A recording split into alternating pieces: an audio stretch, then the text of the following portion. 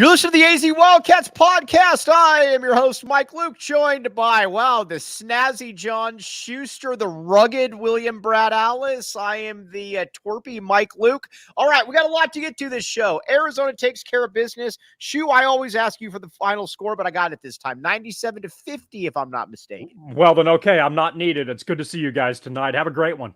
All right, we got a lot to get to this show. We're going to talk Adam Sandler, Frank Caliendo, Kylan Boswell, all kinds of stuff. But to be very clear about something here, many times I roast myself on this show because, quite frankly, I deserve to be roasted. There will be no my bad Boswell movement because, unlike the other players like Pelle and Gunnar Maldonado, I've always thought Boswell was good. I was frustrated that he wasn't playing better. So there will be no my bad Boswell movement for all of you people out there asking about it. But going into this game, and I tweeted this out, this was the all I really cared about in this game was getting this guy going. Because again, we know that he can we know that he can play.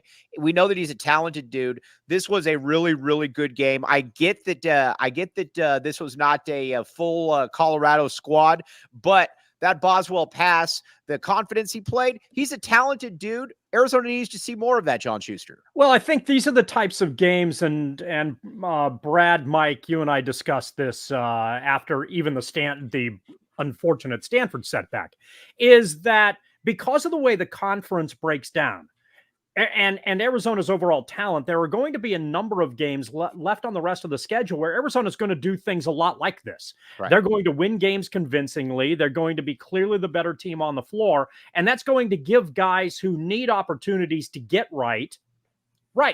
And that, I think, has the potential to be very helpful as Arizona tries to gel and gets better into January, February, and the tournament run in March. So two guys who I think clearly benefited from this tonight were Boswell and Krivas. Mm-hmm. And again, Krivas had a very good outing about a week ago, but a number of his outings have been a little iffy over the course of the last, 3 weeks or so. But if he can get extra minutes, that's great. And if Boswell can garner confidence and figure out how he's supposed to fit into a system, that bodes well for what Arizona can do from an overall talent standpoint as well. So even though these are kind of sleepers in terms of what it is you ultimately, from an overall entertainment standpoint, I think they're good potentially for key members of the U of A who need a little extra playing time and can get confidence in matchups like this.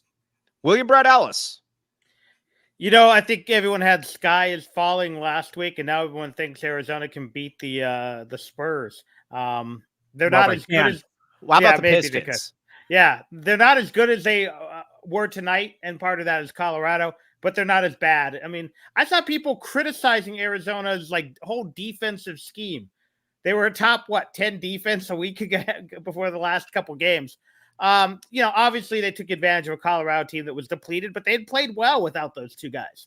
But that's still 30 points a game. But they just did kind of everything right tonight, and it helped that Colorado, even when they did the right thing, still couldn't knock down shots. But Arizona played super efficient, only took 10 threes, exploited the fact that they only have Lampkin and some 112-pound kid in the middle. Got Boswell going, got Krivas going. And I'll tell you this, and I know some people are already ready to move Krivas from the starting lineup. He didn't miss his buddies tonight, and that's the key for Krivas. And if Krivas can make 75% of his shots 5 feet and in, then he'll be fine because he's about 40% with those shots that he shouldn't be. But it's just a really good night for Arizona to kind of right the ship. Again, the one criticism might be Bala went 1 for 7 from the field, but the guy grabbed 9 rebounds. So just a really good night to get back on. You pick up a win against a team that frankly might still be third or fourth best in the Pac-12, and that's a good win to get. Even if they are missing frankly, let's be honest, their two best players. I think with yes, they are. With Boswell, though, the one thing that I've got, and Ryan Neal, you might have missed early on, there will be no apologies to Kylan Boswell. The apologies only come when somebody is not good or is good that I thought was not good. I've always thought he was good. I wanted him to play better. There will be no apologies But when it comes to Boswell, I want to stick on him for a second here. The one thing about him is that he is a really, really good three-point shooter. And that was the part I think that was kind of driving me a little bit up a wall earlier in the season, earlier in the season, i.e. the last 5 or 6 games, is that he was passing up open threes to dribble in and take a 16-footer. We've seen him last year. He shot 40-something% from three-point range. And this year he started out hot as well, shooting 50-something% as well. That is what I wanted. I didn't care if he went over 13. I wanted him to shoot that with passion. Again, I don't need him to be Mike Bibby. But I need him to be an all-conference caliber point guard because that just makes everybody else's life easier. And quite frankly, he's capable of doing it, John Schuster. Yeah, he is capable of doing it. And I think that's probably the overall area of frustration. There are players in the early stages of the Tommy Lloyd campaign who, I think maximize talent at that general position. And you look at Boswell in the equation and say, holy crap, you got a guy with loaded talent. And you want that guy to perform well, know that he can perform well, and he's, clearly struggled a little bit. That said, and it's going to sound odd because obviously Arizona played exceptionally well tonight in a 97-50 victory. I get it. What did Boswell take? About 8 3-pointers tonight? Right. And I thought 3 of them weren't very good shots. Right. So I think there's still a tightrope for what it is that you want him to accomplish. And my guess is that one of the conversations that took place this week was that you have the green light, you're going to be able to shoot. If you have a 3-pointer, take it. Eventually, it's going to fall. I suspect that there was a lot of effort behind the scenes to try to build his confidence and give him more of a green light. However, there's still, there are still shots that you can take at certain times within a possession where you can get a better look. And I think there were times, and I think it generally worked out this way. When Boswell took a good 3-point shot, he made them. When he took a shot that was a little bit rushed, a little fadeaway, a little cute, pulling up early in the shot clock from maybe a few feet further than he should, those shots didn't go in. So now I think part of the navigation that you're trying to figure out is how to best maximize what it is that he's capable of doing and generally understanding that within the flow of the offense. William Brad Alice? I think it's a give and take because he was 4 for 7. So if he took 4 bad shots, he made 1 and 3. And if that gets you in the rhythm, then I'm not real upset about it. I'll tell you what I was more impressed with. He had started to let his poor shooting affect other parts of his game. Because even in, I think it was the Alabama game, he didn't shoot particularly well. He had 5 steals. And I think 1 turnover. However, the last couple games, 4 or 5 turnovers, very few assists. Tonight, I think he was 4 assists, 3 steals, no turnovers, played pretty sound defense, which he did not against Stanford. And that's, steals is not always an indication of great defense because you can make 3 steals and give up 12 buckets. And, it's obviously a net minus. But tonight, I thought he played all around solid game. Was it perfect? No, but you don't need perfect on this team. I think your analysis, Mike, and I'm going to credit Mike. Next thing you know, I'm going to be complimenting Shu. He's got to be an all-conference caliber point guard. He doesn't need to be player of the year. He doesn't need to be first team all Pac-12, but he needs to be a guy when you're talking about the 3 or 4 best point guards in the Pac-12 that he's in the conversation. And if he does that, this team's going to go really far because you're going to have Caleb Love, who I think is a candidate for player of the year. You're going to have Pelle Larsson, who's going to give you that all-around effort. So I think that's what you need out of Boswell. And I think, someone put it up there, consistency. And when he is in a shooting slump, do the other things well. All right, let's talk about Krivas then next. This is John Schuster's guy. He's been talking about how he thinks that he could be the real difference going into the later on in the season, going into the postseason as the 7'2" big man. And we've talked about it many times. I don't want to be the guy that speaks for John Schuster, but guess what? The mic is on me, so I will speak for John Schuster. But Shu, joking aside, you've said for a while that you thought that Krivas needs to be an impact player for Arizona and that you've been disappointed that he's been kind of weaned out of the rotation a little bit. What did you see from Krivas today? How is your overall impression of John Schuster? Because if you can do an overall impression of John Schuster, you might as well just speak for John Schuster. Well, I'm not Frank Caliendo, that's for sure. Well, yet. yet. But I know that when the two of you are in the room, you're the real superstar. And that was probably the case at a location that I heard a rumor about where the two, frankly, the three of you were together at. But that's something we can get to. We can get to a little later. What's going on with Krivas, I think, is very understandable. And it's one of those things where now it's punch, get punched, punch back. And he is in that little transition mode where people have figured out how to defend him. And now he has to do a better job of adjusting a little bit and retaliating appropriately with the skill set that he has. And I think he's able to ultimately do that in a way that's going to help Arizona in pivotal points this year. And it's going to be necessary because you can't go 40 minutes a game with Ballo. You're going to have to go. If you have two guys on the inside that are very effective, that's a weapon that a lot of other teams don't have. And then Arizona can maneuver a little bit with a smaller lineup now and again. But it wouldn't be surprising if at some point in the tournament, Ballo gets into foul trouble or has an off game, or Krivas gets into foul trouble and has an off game. And if you have somebody else to balance that on the interior, it certainly helps your chances to move through when somebody's playing a little bit difficult. And that's the situation that I think Arizona has with, generally speaking, its overall depth. So what have the issues been with Krivas? Maybe he hit a little bit of a wall earlier on than anticipated. Maybe playing one game a week in December, as we look back on the schedule, was not something that benefited the Wildcats. Maybe it was that people had video on him, and that video, generally speaking, was when this guy touches the ball, he can't kick it out very quickly, so collapse on him, and he's going to bring the ball down, and you can strip him. And I think a combination of that was probably making things a little bit more difficult. When Krivas came into the program, oddly enough, it was kind of easy. But now that people have video on him, coaches know how to scout him, and the scouting reports worked. So now it's up to Krivas to adjust, and I think tonight clearly did a pretty good job, and hopefully he continues to benefit for Arizona as it moves on.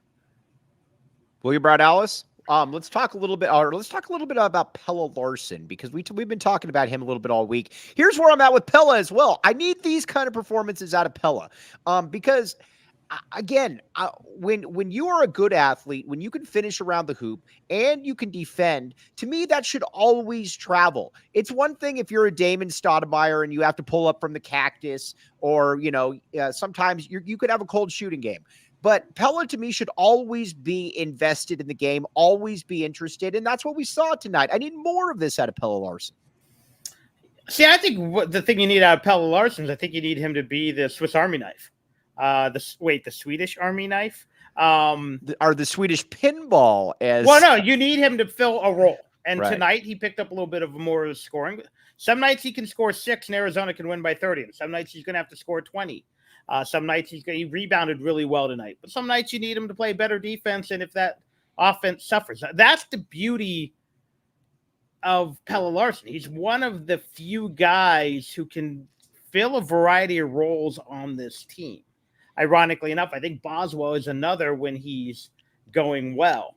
The fact of the matter is you can never have – if Umar Ballo is leading you in scoring and it's not just because he's dunking everything, something's in trouble.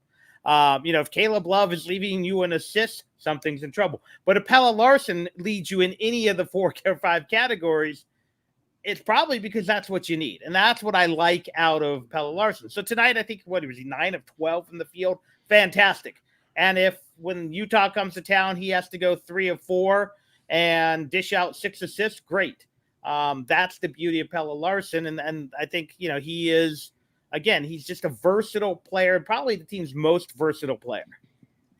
Yes, he is the team's most versatile player, and that is where my bad comes into play, because I didn't think he was good. John Schuster told me many times he is good. That is why John Schuster is known as the venerable one on here. All right, now let's get to the Desert Financial Credit Union by the numbers. Jacob Franklin.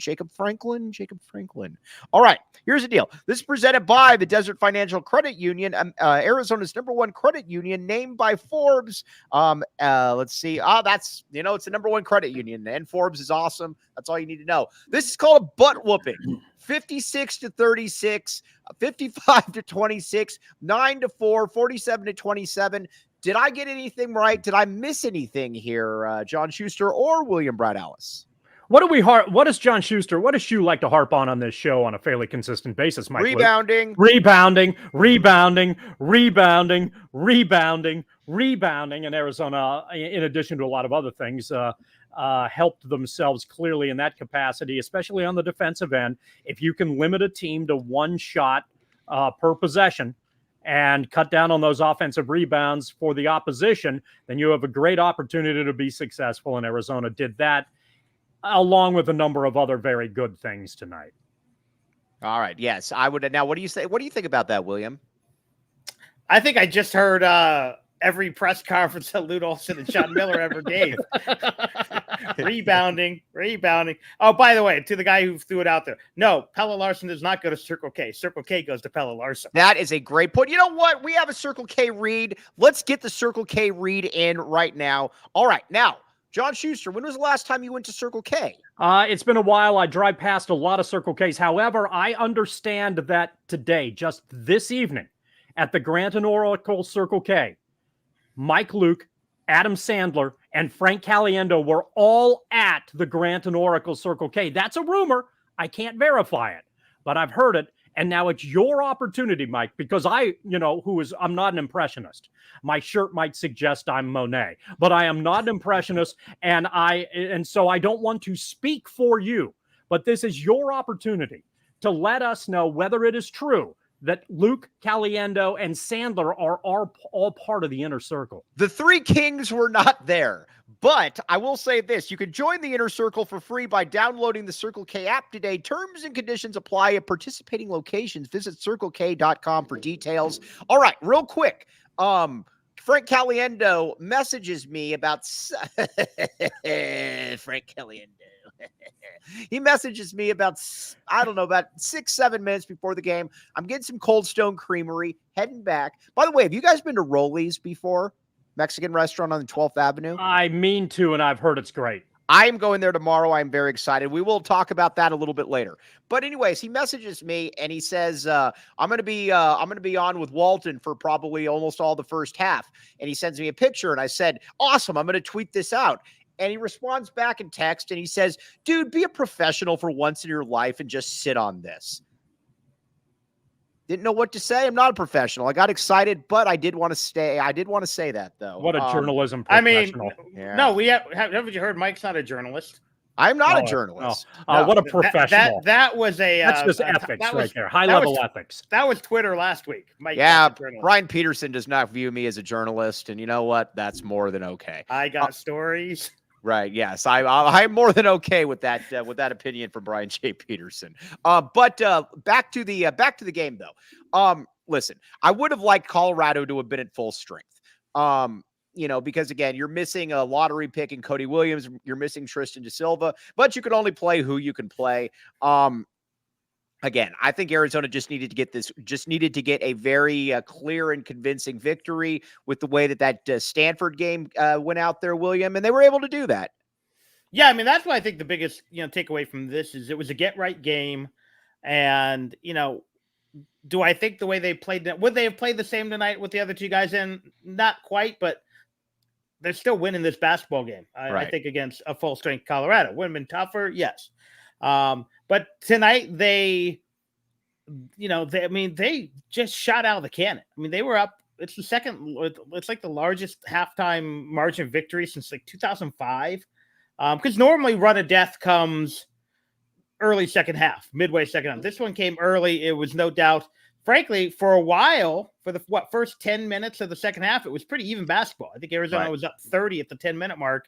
And then we're up 50 before that desperation three, which really disappointed my son, who really wanted to see a 50-point win, and then was disappointed they didn't launch a three with 1.5 seconds because he wanted the. Has the U of A football staff been in touch with you about the young Tyler Ellis, Brad? Let's get him past his first year playing seventh grade football, but he did attend the Jed Fish camp. So did you pull him aside with one of those preferred walk-on offers? Not yet. He was one of the only seventh graders there, but we'll be hanging out with Kadeem this spring as he is one of the coaches in Floyding Wells Little League. Kadeem will be hanging out with Tyler Ellis. True. Yeah. They're big fans of each other. It's actually they got a bromance, by the way, for real. And by the way, Kadeem's got his kids are awesome. His wife was a D1 softball player at Delaware, and their kids are just amazing athletes. I think his son just won a city championship, but representing Floyd Mills Little League here. All right, now let's talk now about Caleb Love. He has been somebody that I think I find more pushback on Caleb Love than I guess I figured that I would with the way that he's played this season. Where I'm at with Caleb Love is that he brings it every single game. Yes, he's not perfect. He does some dumb stuff out there. I mean, Mike, what's the pushback you've gotten or come across? The pushback is that it's a little bit of what you and John. It's almost like John Schuster and I are on a subliminal wavelength because this plays right into what you. The thing you've always talked about that you love so much about Tommy Lloyd is that that the free flowing offense, the way that a lot of people think that Caleb Love kind of brings that one to a halt. What say you, John Schuster? Okay, I can see a fair amount of that, right. And I think that works in two directions. It may be Caleb Love's fault that Arizona perhaps stagnates on the offensive end a lot, at least in the games that they have been more offensively inconsistent. But it's not Love's responsibility for everybody else to move around without the ball. Right. So, they've got to help him too. That works in both ways. It's easy to pick on the guy with the basketball, but if they're watching, then that's a problem as well. So I thought Arizona, and to Arizona's credit, I thought they did a much better job moving without the basketball tonight, in addition to a lot of other things that they did. So the offense, obviously against an overman team, looked very good, but there were little things as well that I think we can locate that suggest that this is the type of Arizona team I think we'd prefer to see from an overall offensive standpoint. Understandably, when you score 50 or give up 50 points, you're going to talk good things about the defense. And Arizona's defense at times has been very good this year. And at times it's been god-awful this year. Tonight it was obviously very good. When Arizona's defense is good, it allows Arizona to get a lot of open court breaks and make things flow, as was the case tonight.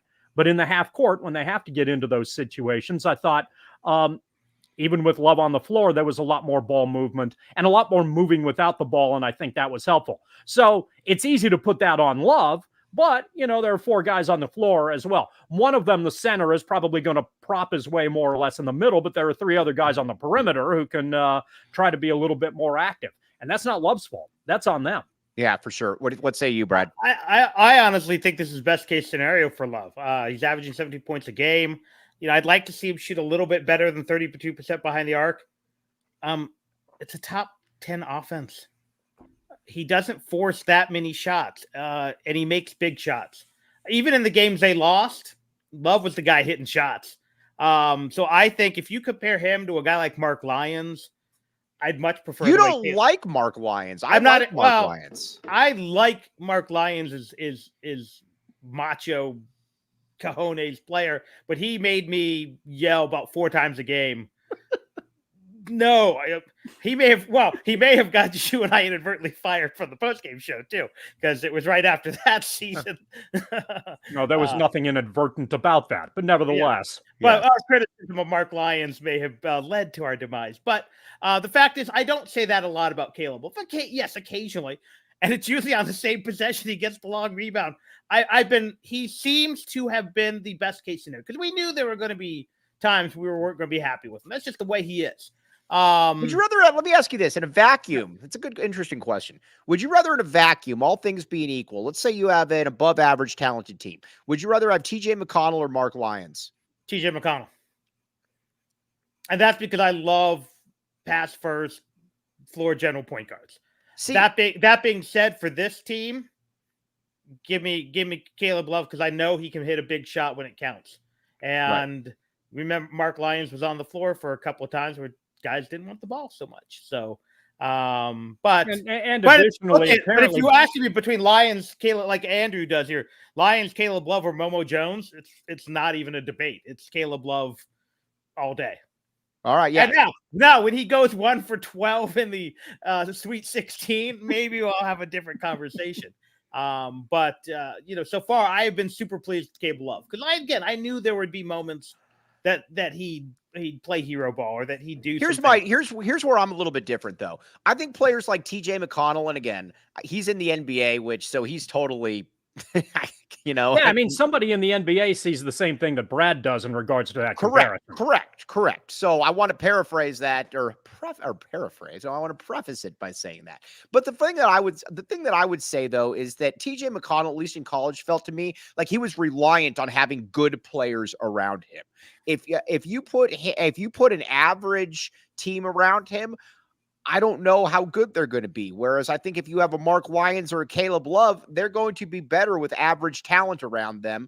Now, you could say, well, Mike, he had good talent around him, and that would be a very fair point there, William Brett Ellis. Although, okay, so who would you the last 2 years? Give me Mark, give me TJ on those two teams.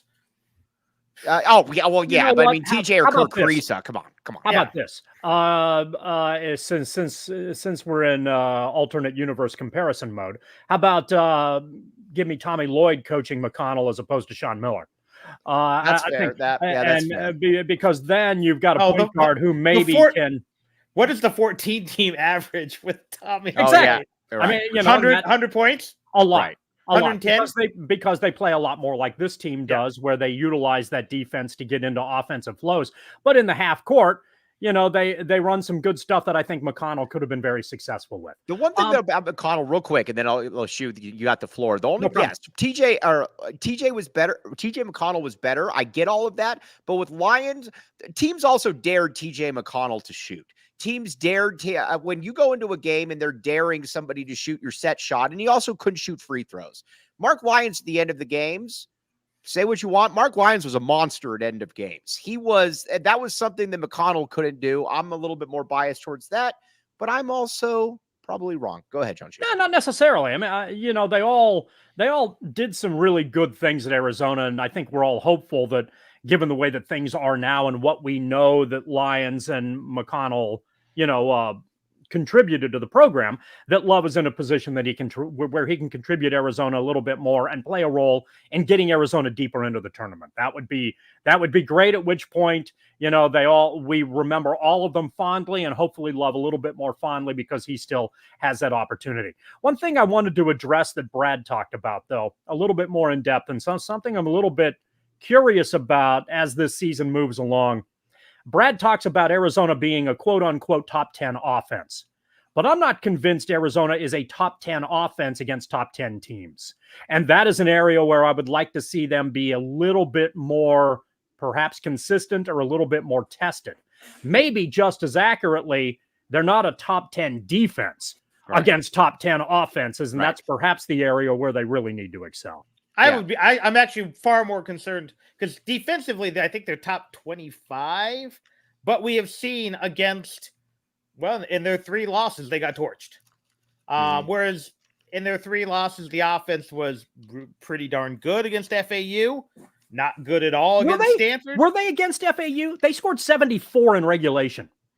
Yeah, but it's not great. No, it's not great. But it wasn't. It wasn't awful. Whereas, and again, the Purdue numbers were good, and Stanford, they put up 82 in a game that was a rout. But I thought they were really poor offensively against Stanford. I think they just kind of took advantage of Stanford kind of coasted and just looking. So my point is, I'm far more concerned about the defense than the offense. But you don't have enough guys who are automatic scorers on this team, because again, we've mentioned this. Boswell can disappear. Pelle can disappear. Ballo disappears frequently. The only guy that doesn't disappear is Caleb Love. And sometimes he has to take 20 shots to get 10 points. Sure. So that's what's wrong with that? But I'm far more concerned with them getting torched by, and again, I know by John L. Davis. Good, not great players. On a good basketball team in March. And, because again, they got torched by Purdue. They got torched by Stanford. FAU was again a little bit different. That was kind of going back and forth, but they struggled with some perimeter guys there. It was more driving into the lane than the 3-point shots. But yeah, so I'm more concerned about the defense than the offense. But as good as Arizona is, neither is automatic. All right, now let's see here. I think it was Tyler Broker said. He said, "Why didn't you guys talk about Krivas? We almost led with Krivas. That's why you got to be here at the beginning of the show, my guy." Can I give? I'd like to go to the commenters because they do this every time I'm on the show. Do it. Have you talked? Why didn't you talk about? And we always have. Yeah. Shouldn't the question be, did you guys mention Krevis yet? Did you guys mention Boswell yet? Because last time we did this show, they did the same thing. Like, you didn't mention, so we talked about for 10 minutes. Yes. You guys, so if you're not here from the start, and about 10 people were, so congratulations, you guys are awesome. And I'm not saying the people come in late aren't awesome. Maybe game traffic. I don't know. But you maybe should phrase it. We should play Jeopardy. You should phrase it as a question. Have you guys mentioned Krevis yet? And we could say yes. Now someone says, have you mentioned the fact that, Bradley kind of looks like Solomon Hill with the haircut? I would say, no, we haven't. Or has anyone mentioned Philly B yet? No, we haven't. So yeah, we talked at length about Krevis, and then we had the debate whether some people think Krevis should start. I'm really happy he's making bunnies. Shu thinks he's the greatest European big man since Arvydas Sabonis. And Mike can't wait for Caliendo to do the impersonation of Krevis. All right. Now, you know what else I can't play? All right. Oh, geez, my friends. Oh, geez. All right. Maybe you're like William Brad Allison. You can't sleep. You got a bunch of rugrats running around the house. You're being a good father. And you say to yourself, man, I need some sleep while the kids are out. Oh, geez is here. Check it out. Again, where is this read? Just went away. Oh, there it is. To learn more about OG's gummies and where you can find them, head on over to OG's brands. They got the fruits, the creams, the mouth-watering peg raspberry. That sounds fantastic. Check it out. Again, OG's and some burros. Have you guys had some burros? I believe it's a Phoenix-based. No, because it's in Phoenix. Brad has. I have. See, Brad has. Of course, Brad. I'm pretty sure it's actually connected to a Circle K in Mesa. Is it really? Oh, wait. Okay. Yeah, well, I think it's a Sombreros, and it's tasty. Shu, you would rather your people are in Mesa. Why would you not go there at some point to get a sombrero? Me and my people. Yes. Well, I think there's it doesn't mean that it isn't on. See, Mike, you have to anticipate. Life is about anticipation. Sure. And you sound like Bill Walton right now. Everything has been done.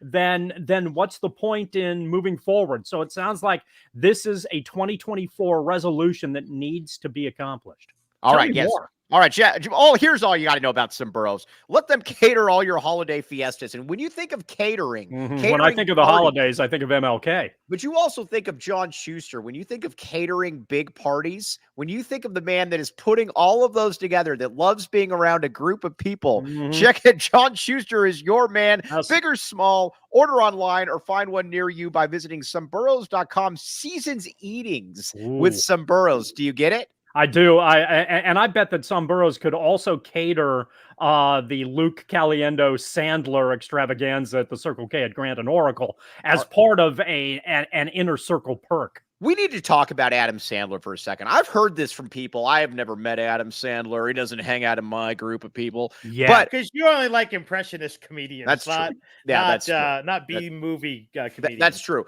But I have heard from heard through the grapevine that Adam Sandler is one of the coolest people like that you'll ever hear, you'll ever see. Schuster, you're actually, joking aside, you pay attention to movies and films a lot and whatnot, but Adam Sandler, watching him play out there with the team managers, he just looked like he was having a lot of fun. You'll see candid photos that somebody takes where like Adam Sandler's just talking with some random person at the park. Seems like a really good dude. Yeah, my understanding is that Sandler has been in Tucson a lot the last couple months for something related to a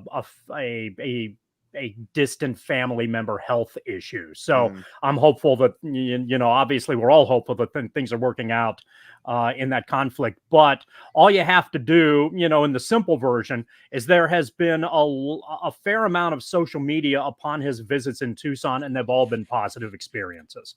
So when he's out at a restaurant, he's very open. I think you can tell by, his films. Whether you necessarily think they're critical masterpieces or not, at this stage is almost secondary to the fact that you see a group, the same group of guy and actors in his film, and probably crew behind the scenes too, which suggests to me that, here's a guy who's having fun and putting friends that he likes to spend time with in those movies. So he's making work kind of a plaything as well. And, I think as you have mentioned, and I think a lot of other people can attest to, what he has become, I think, is a very positive contribution, whether he's behind the scenes or in front of the scenes. And in the process, while he's here, even if he isn't necessarily here for the best reasons all the time, if he's willing to be adopted by the University of Arizona basketball team and basketball fans in general, I think the Cats are more than happy to have him. I think in this day and age, Brad, where celebrities view themselves as way too important, way too, he seems like just kind of a down to earth guy, and I think that's a really underrated aspect in today's society. Well, I think first look at the way he dresses. He dresses That was great. Did you see that shoe? How Yes, he was dressed? but he always dresses like that. He Yeah. dresses, and there is a really Dresses like shoe. There's a real. I think it's an Instagram account. Shall we say it's either? Well, I guess it's lesbian or Adam Sandler, and they blur out the face. Right. But here's a guy who's married to the same woman for like 30 years. Who, again, you mentioned she was the same group of guys in all his movies. So yeah, by all accounts, so that probably means he has some super deep, dark secret. But I do think it's interesting. If anyone remembers the early days of MTV, one of the first shows was a show called Remote Control. And the three character actors on Remote, and it was a game show, but they would come out in character. It was Dennis Leary, Adam Sandler, and Colin Quinn, who all kind of made it in different ways.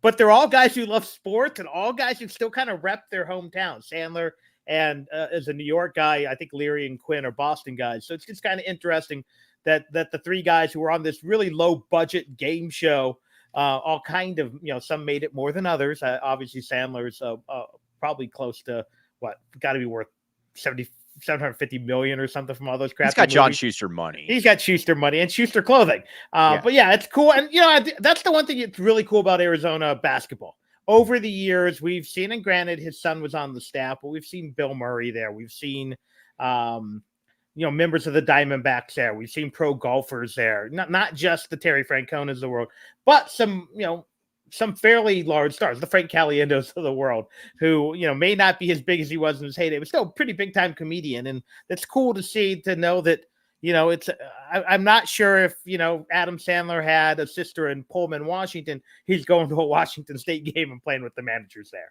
Yeah. So again, I just want to give a little bit of a shout out because it is pretty cool to just see somebody like that is such a universally renowned name that I think just kind of understands that life, you ain't that cool. We're all just kind of the same people. I'll also say that Caliendo is kind of the same.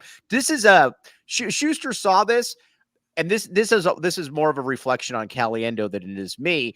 But Caliendo just wanted to talk basketball with me backstage for like 30 minutes. That's all he wanted to do. I'm guessing if we ran into Sandler, he'd want to talk. He's a big Knicks fan. I know he's a big New York sports guy, but he loves basketball. So the same thing you saw him doing with the managers, you'll see him. He has, I think you've seen him play pickup like at some of the parks in New York. I've seen him. I know he has like a hoop on set. I mean, he's just a kind of a big basketball guy. And we have a chance to play at an arena like McKale. I think you're going to do it. All right, we'll get back to fair enough, David. We'll get back to the game. All right, so Arizona destroyed Colorado 1,000 to 13. This is shaping up to be an interesting race interesting conference race because here's what we know at this point. UCLA is awful. This is one of the worst UCLA teams that I've seen in forever. They could easily have a losing record in conference. They got worked by Stanford yesterday, 59-53 in front of 13 people at Pauley Pavilion. Then the same amount of points that Colorado scored tonight, apparently, according to Mike Luke scoring. Correct. Yes. Now, USC stinks as well. Colorado, if they get their players back, they're not bad. ASU, no matter what Jacob Franklin says, I think they're scrappy. I don't see them sustaining. The one team that I think people got to keep an eye on right now is Oregon. Oregon is now 3-0 in conference. Oregon is going to be getting back their best big man in Folly Dante, supposedly in 2 weeks. Nate Biddle, their 5-star big man, is coming back the week after that. Oregon is the one team that I'm looking at in the conference now, and I'm like, all right, that could be the one. You have a slight surprise in Utah as well that has played very that's played good basketball, but is that going to catch up to them? Probably. So just from an overall talent standpoint, I think Oregon has the second best talent in this league. I think Washington's decent as well. So there's a fair amount of pretty good. Oregon's probably better than pretty good, but I think Arizona's the best team in this league and still should be in a position where it wins this conference pretty consistently. With that in mind, consistently, I guess I was convincingly would be the better word. Keep consistently going. Yes. With that in mind, one wonders if Arizona's biggest competitor in this conference isn't going to be Oregon or Washington or Utah, but whether it's ultimately going to be Arizona. How so? And well, I think we saw it at Stanford. And I'm curious what happens in the Utah game. Between Stanford and Colorado not at full strength notwithstanding, the theme for Arizona is you're terrible at defense, you're terrible at defense, you're terrible at defense, you're terrible at defense, you can't play defense, you're terrible at defense. So the players, you're terrible at defense, you're terrible at defense, and you're terrible at defense. By the way, did I mention that you're terrible at defense? I think that's 10 times. Hold on. You're terrible at defense. You're terrible at defense. You're terrible at defense. Your favorite number, just like Taylor Swift, is 13. So I figured I'd mention that 13 times. You're a Swiftie. Wear the wristbands. Okay. All of that aside. So for 4 or 5 days, not 13 days, but 4 or 5 days, all they've heard is that. And, it gets annoying when the coaches tell you this over and over and they're crushing you in practice because you deserve to be crushed in practice because you were terrible in a game at Stanford. For whatever reason, you were terrible at Stanford. But my concern is that when you go out and listen to what the coaching staff says and crush a team by 47 and it's boring again, how difficult is it going to be to fall into bad habits one more time? And so I think the coaching staff still has a fair amount of work ahead of them to keep this team focused on the job at hand and realize in the process that there are teams out there that are going to want to, you're going to be the target. Arizona, the program as a whole, is used to being the target. But some of these players need to come out on a consistent basis and get that kind of habit entrenched because they're going to have to play that way when it really matters come tournament time. I'd agree with that, Brad. What do you say? Yeah, I mean, I think a lot of it, I think, you look at it right now, there are a couple teams ahead of Arizona standings.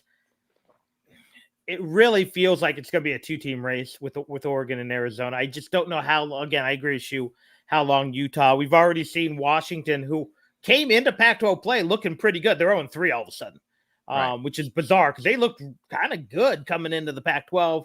Again, can ASU maintain it? I don't think so. Do I think if one team is going to get hot that's in the middle of the pack, it might be USC, but they haven't done it all year. They've been inconsistent. So, yeah, Colorado will be up there as well. I don't want to dismiss them, but it's an interesting league because I really thought it was going to be Arizona, Colorado, USC, and maybe Oregon. And Oregon looks really, really good. And you're right. They're going to get better. But at the end of the day, I still think Arizona is clearly the most talented team. And so I think there's a lot of validity to what Shu is saying, that a lot of it's going to be how Arizona reacts. How is it when you're playing, that random Thursday night game, and I haven't looked at the schedule. So at a Pullman, at a Corvallis, at, maybe it's LA, and there is 13 people in the stands at Poly or 27 people in the Galen Center because they just don't care. Because here's the thing, you've already stubbed your toe once against a team that's going to finish in the bottom third of the conference. So you can't really afford to do that too many times because you just don't know. If Oregon's legit, then they may not stub their toe. Because that's the one thing, they don't do it often when they have legit teams. Colorado, when they get to full strength. So, yeah, you've got to avoid letdowns. And the good news is we've only seen it once this season because when they do play bad teams, they beat the hell out of them for the most part. So let's see what they do. Again, Purdue's a really, really, really good basketball team, and FAU is a pretty darn good team. But you can't stub your toe against inferior talent.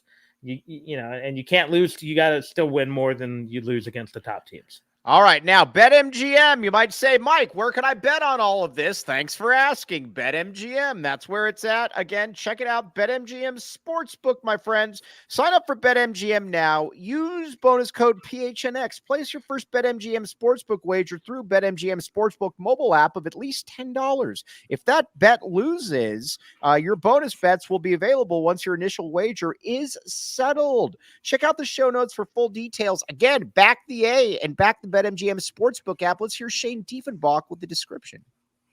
Problem? Call 1-800-GAMBLER. Colorado, D.C., Illinois, Indiana, Kansas, Louisiana, Maryland, Mississippi, New Jersey, Nevada, Ohio, Pennsylvania, Tennessee, Virginia, West Virginia, Wyoming. Call 877-8-HOPENY or text HOPENY 467-369 New York. Call 1-800-327-5050 Massachusetts. 21 plus to wager. Please gamble responsibly. Call 1-800-NEXT-STEP Arizona. 1-800-BETS-OFF Iowa. 1-800-270-7117 for confidential help Michigan. 1-800-981-0023 Puerto Rico in partnership with Kansas Crossing Casino and Hotel. Visit BetMGM.com for terms and conditions. U.S. promotional offers not available in D.C., New York, or Ontario. All right, now, before we sign off, we got Arizona, Utah. All I want Arizona to do is continue to keep this rolling. And the other thing, too, all the individual players we talked about, whether it's Boswell, whether it's Larsson, Keyshawn Johnson, keep it going because, again, these are games that you should win, John Schuster. Yeah, and I think some folks also mentioned that Johnson played a good game, and I think that was a good thing. And the injury, it doesn't look all that serious. He was back in the second half. So that's another good thing for Arizona overall. One of the things that Arizona has done very well this year is crush competition at McKale. So while they have struggled over the course of the last few weekends here, I think there's reason to believe that with the crowd behind them, they'll have an opportunity to do good things once again over the weekend. Brad, close it off. Be the Mariano Rivera, the 5'7" version of it. You give me an inch there. Thank you, Mike. You know, again, they need to just build on what they did tonight. They're obviously probably not wow. Go ahead. Sorry. Probably not going to win by 50 or 47, but go out, handle your business, and put down a good Utah team. Utah has played well this season. I think they've got their 2 losses, and then start building. I think someone over there said it again. Stack those W's. Get several in a row and get the confidence back and continue to play good, hard basketball. And then the next time there's a bump in the road, maybe you overcome it. Andrew, I'm not going to Del Taco tonight, but if anybody is curious about what I'm going to be eating tomorrow, I'm looking at the schedule. I'm going to probably be getting Rollies tomorrow. Again, heard many, many good things about it. And then I probably will get urban pita in the evening. I got urban pita the other day, and it's very scrumptious. John Schuster, what were you thinking right there? You have a calendar for your food schedule? Yeah, I like thinking ahead. I get excited. Mike, have you ever cooked? No, I don't need to cook because there's stuff for me.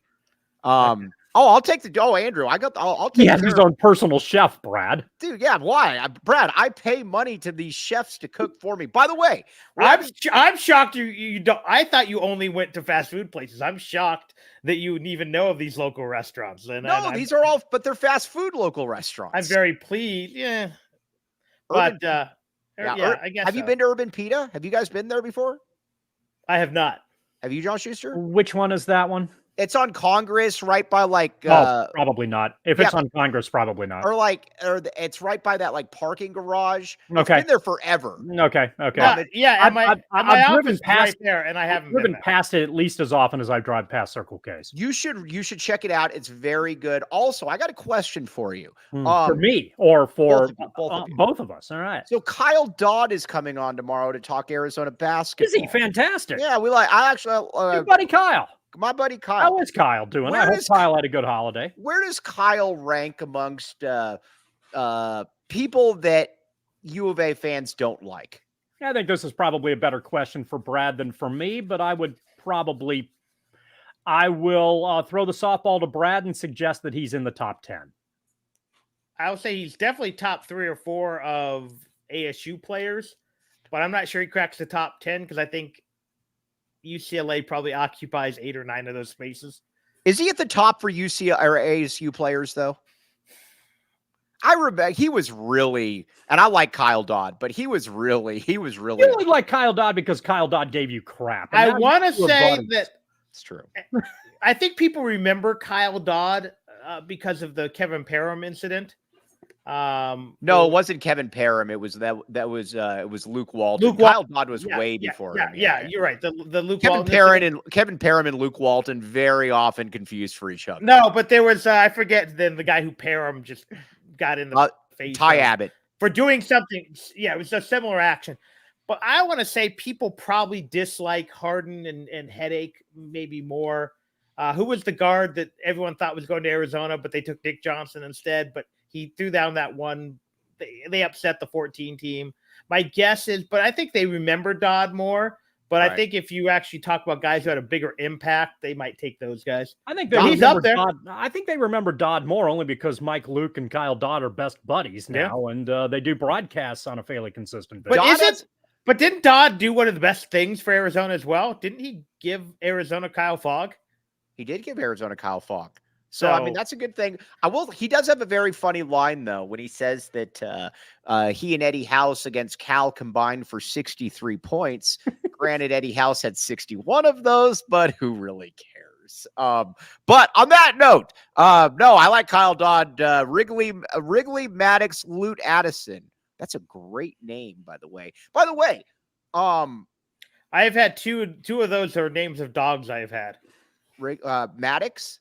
No, Wrigley and Addison. Wrigley and Addison. All right. Well, on that note, sounds like a disease as well, the Wrigley-Addison syndrome. But on that note, for John Schuster, Brad Allis, the rugged Brad Allis, the meticulous John Schuster. I am merely Mike Luke, Jacob Franklin, watching ASU hopefully lose. We'll be back with you tomorrow with Kyle Dodd. And, Brad, you want to come on the post game on Saturday? That should work. All right. You've been listening to the AZ Wildcats postgame. We all silly like the mayor.